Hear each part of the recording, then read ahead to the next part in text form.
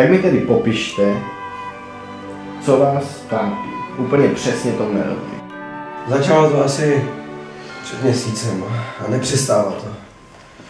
Nemůžu se toho zbavit. Je to jako prokletí. Myslím, že blázním. Už nevím, kdo jsem. Myslím, zkrátka dobře pronásleduje mě to všude, kam jdu. Nerozumím tomu. A nikdo mi nedokáže říct, co to znamená. Jsem z toho špatný. Psychicky. Na nic jiného nedokážu myslet, pane doktore. Přátelé se mi vyhýbají. Nezvládatelné. Nemůžu jíst, nemůžu pít, v noci nespím a přes den. Vůbec nejhorší. Za přítomnosti státního dozoru a notáře byl vylosován tento kód 27/10.20 majuskulní Z, majuskulní L, číslice 3, B,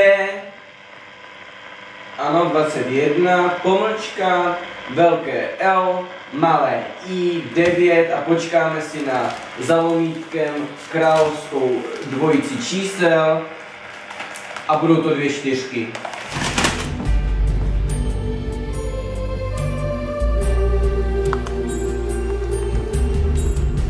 To kurva je?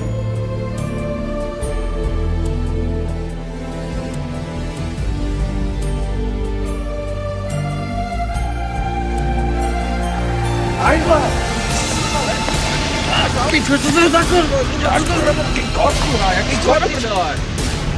Tričko normálně. Korepko.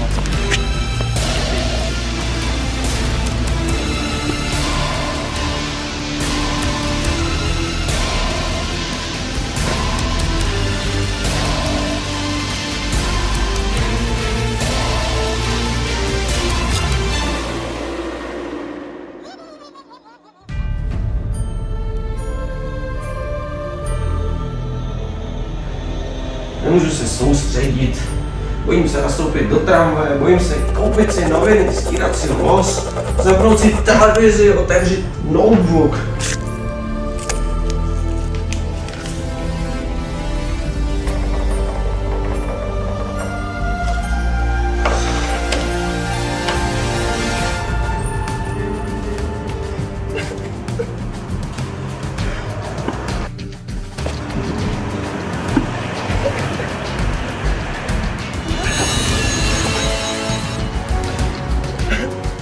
Ten kód, ten zatracený kód.